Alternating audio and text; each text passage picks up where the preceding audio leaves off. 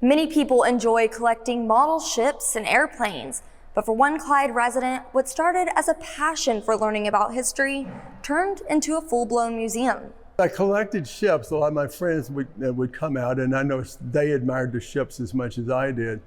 So I started making them available for other people to look. The Museum of Military Models has over 240 model ships on display. This is the USS Constitution. This is the first ship my wife gave me, so this is what kind of started it all. So it would be my favorite ship. He told us that they do not charge for people to come to the museum, but they do accept donations. I started working with a veterans group called West Texas Hunters for Heroes. They work with troubled veterans, and they work to help them through some of their trials and tribulations and assimilating into normal life after what they've gone through. And we use this as a mechanism to raise money for them. From the Revolutionary War to World War II, this museum has ships from all ages. I'd like for it to be open to everyone, and I don't want to charge them for it. I mean, history is something you either learn or some of us actually made some of this history, some of us older guys. So it's something that if you don't pass it on, it'll die. So pass it on any way you can.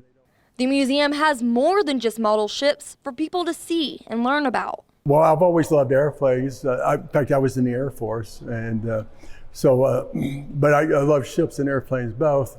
Most of the guys we worked with West Texas Hunters for Heroes were in the Army, so I added some equipment and everything that they would be familiar with as well, and I've chosen to learn that history and grow that too.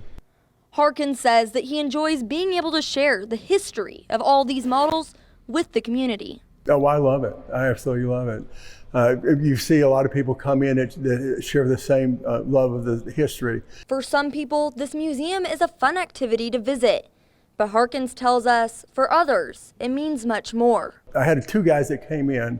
One was a deaf mute, and the other, they were best friends. And they had done Civil War reenactments.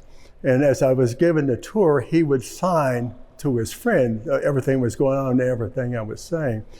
And I got to a section over there for the Civil War, and there's a Civil War submarine there called the Hunley that sank during the Civil War and was found about 12 years ago.